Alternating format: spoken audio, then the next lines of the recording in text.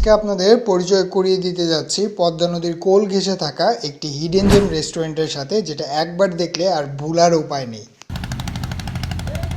পদ্মা নদীর একদম কাছেই এই রিসোর্ট টাইপ রেস্টুরেন্টটির অবস্থান। সত্যি বলতে কি যে জায়গাটা এত সুন্দর যে এক কথায় বলে বোঝানো সম্ভব না।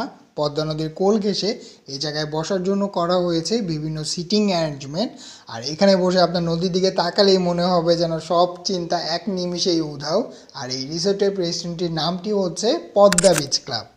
পদ্মা বিচ ক্লাব রেস্টুরেন্টটি আমার ভীষণ পছন্দের একটা জায়গা। আমি যখনই সুযোগ পাই এই রেস্টুরেন্টটায় চলে যাই।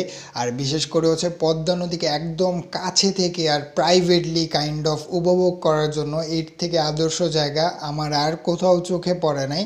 আর আপনার পকেটে যদি 500 থেকে 1000 টাকার মতন থাকে তাইলেই কিন্তু আপনি এই জায়গাটায় অনেক সুন্দর একটা টাইম আপনি স্পেন্ড করতে পারবেন। যেমন ধরেন তাদের মেনু আইটেমটা হচ্ছে 250 থেকে 300 টাকা থেকে স্টার্ট হয়। তাদের মেনুতে হচ্ছে বাংলা, চাইনিজ, বারবিকিউ অনেক ধরনের আইটেম আছে, অনেক ভ্যারিয়েশনস আছে।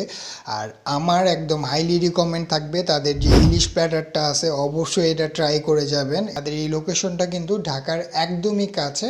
এই লোকেশনটা পড়ছে হচ্ছে মালিয়ঙ্ক বাজার মিধাবাড়িতে, যেটার অবস্থান হচ্ছে মুন্সিগঞ্জের লোহজংয়ে।